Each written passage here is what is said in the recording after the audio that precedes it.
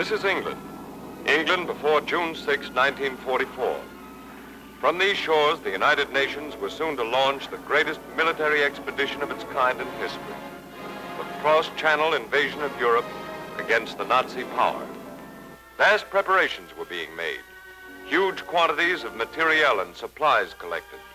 Guns, half-tracks, bombs, ambulances. Yes, ambulances. For in the midst of all this preparation and this training for destruction, there went on an opposite kind of preparation. Preparation for the business of saving life, of preserving limb and tissue, of easing pain. Through the endless English months of war games and maneuvers, the medical corpsmen of the ground forces worked with their units. They grew tough and inured to battle conditions. They learned the prime importance of speed. As the day drew nearer and the grand strategy was mapped, the Medical Corps drafted its plans to fit. The disposition of hospital facilities in England would be as follows. In the north, scattered over a wide area, the general hospitals, large institutions completely equipped for every type of medical service. A few miles inland from the south coast and spotted near railroads would be a series of transit hospitals through which would pass all the casualties arriving in England. Here they would be classified and routed to the various general hospitals in the north. And along the coast, close to the beaches and ports in each receiving area, there were to be holding hospitals, fully equipped for emergency surgery. Here, serious cases could receive attention immediately on their arrival in England. These were the plans, and this was the reality. The general hospital, the transit hospital, the holding hospital, better equipped than many a permanent institution back home.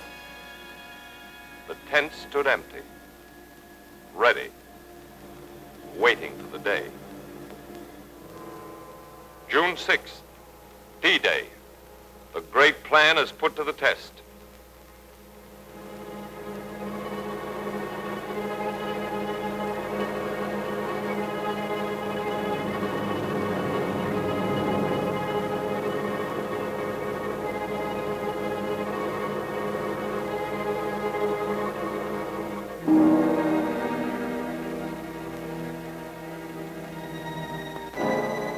The enemy lies in wait, as determined to stop us as we are to land. First American soldiers hit the beach.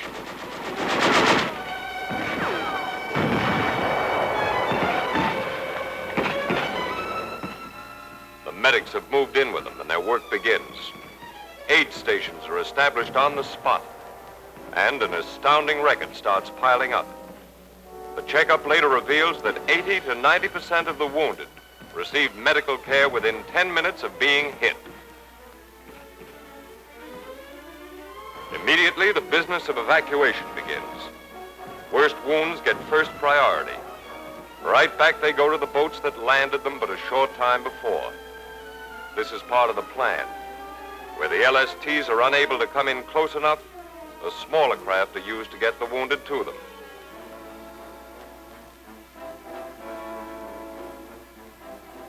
So the ships receive their damaged human cargoes for the trip back. All along the beaches, they wait. As the fighting develops, every means is used to hasten the removal of the wounded from the scene of battle.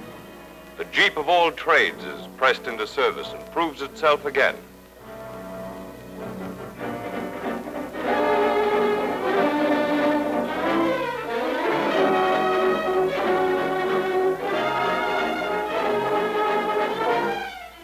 Duck sets out with its load of wounded. Through it all, the slogan of speed remains the keynote. The LSTs used in the Normandy invasion were designed to become emergency hospital ships as soon as their fighting cargoes had been deposited ashore. In the hold, wall brackets were installed for the support of tiers of litters. Each LST could accommodate 200 or more patients. And in the first days of the invasion, 90% of the wounded were evacuated on these ships. The smoke, a drink of water, trophies, and rest. The dead rest of exhaustion. Elsewhere on the ship, a life is being saved. Some wounds can't wait, so planning included an operating room on each LST and an experienced Army surgeon to augment the regular naval medical staff. And soon it will be England again, and rest, and care, and safety. The routing of the ships had been carefully planned to avoid congestion at any one landing point on the English coast. As each ship disembarked its wounded, those cases needing immediate surgery or other treatment were moved to the nearest holding hospital. Then, as soon as they were transportable again, they were moved inland to the transit hospital serving the area. All other cases, and these were in the great majority, were moved directly from the landing point to the transit hospital, and from there were routed by special train to the north. Every preparation for these moves had been made. Ambulance companies strung out all along the coast were under the control of evacuation officers at each receiving area. 5,000 of these vehicles stood by, ready for immediate service. The ships start coming in, some to ports, some to piers and outlying areas. Others pull up directly onto the beaches.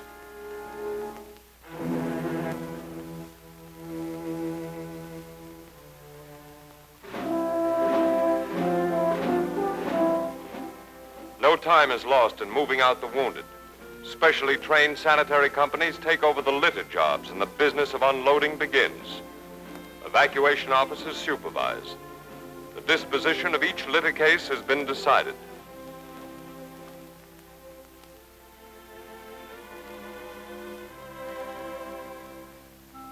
And so man helps man, and American teamwork proves itself once more, and the job is shortly done. The emergency cases move out first.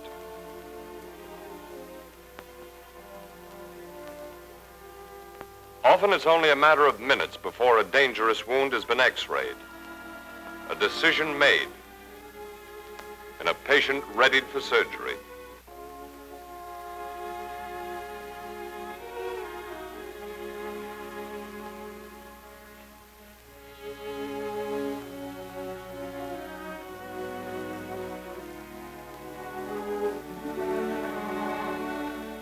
Soon after the operation, as it's safe for him to travel, he's moved out, sent off to the transit hospital.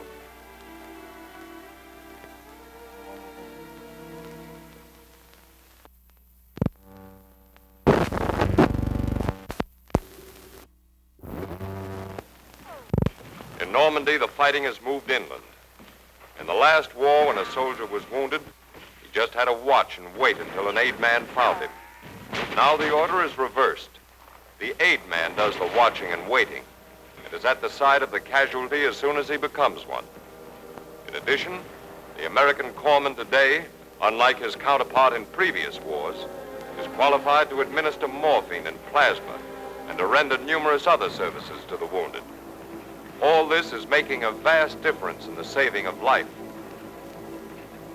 Some of the wounded filter back to the aid station on foot.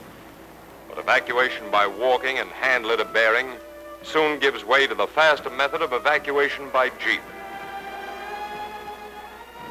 The battalion aid station operates just behind the lines. Here the trained corpsman again demonstrates his value, taking over many jobs that the physician would otherwise have to perform. This frees the doctor's time for more detailed attention to the serious cases.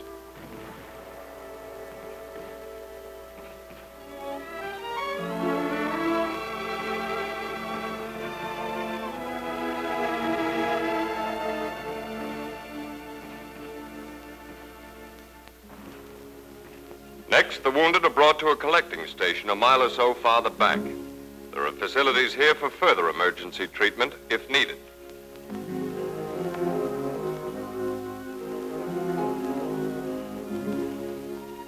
But the primary job is the transporting of the wounded with all possible speed to the clearing station. This is located far enough to the rear to avoid exposure to direct enemy action. Here, medical officers, expert in judging the condition of casualties, sort the patients and determine their disposition. Urgent cases needing certain specialized types of surgery are turned over to the field hospital, which is set up close by. The great majority of operations here are for perforating abdominal wounds and sucking wounds of the chest, like this one.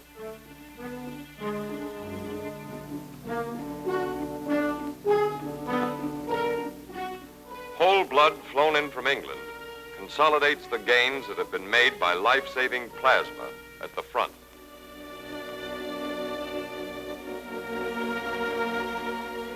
On D-Day +4, the first evacuation hospital goes up in France. This is the largest and most elaborate type of tent installation used in the combat zone. Nevertheless, it's ready to receive patients within 30 minutes, and operating starts in 2 hours. 3 of them going on at once. Count them. Skilled Army nurses look after the patients, and there are such comforts as cots and mattresses and hot food. Many of the less seriously wounded will make complete recoveries here and report to replacement depots in a matter of days. But cases requiring prolonged periods of convalescence are sent back to England.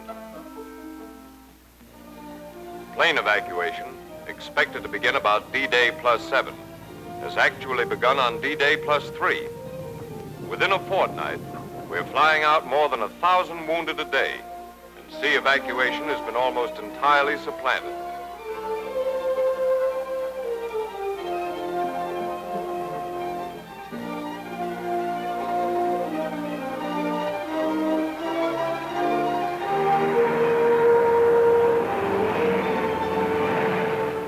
The air trip from France to England takes about an hour.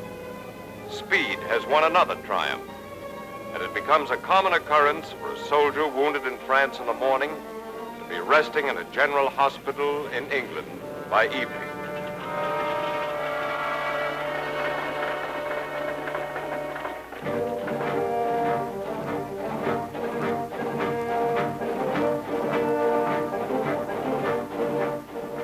From the landing field, the patients are shuttled to the transit hospital. And before long, they're boarding the hospital trains that pull out daily from nearby railway spurs for the trip north.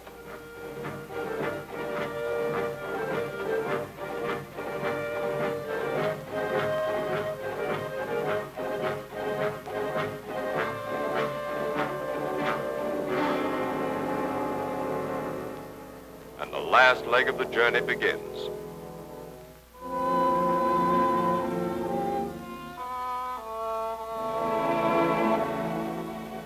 General hospitals are telling some remarkable stories these days, like 16,000 casualties handled by one group and only 15 deaths.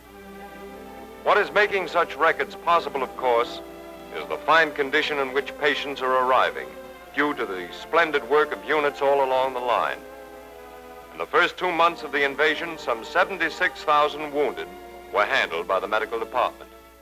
In World War I, 8% of these men would not have survived.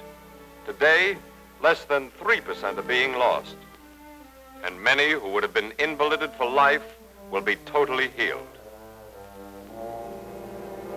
So the careful planning of months bears fruit. And men who knew the battlefield but a few short hours back, knew the pain, the suffering, now know the care, the comfort, and the hope that the best in modern medicine can bring.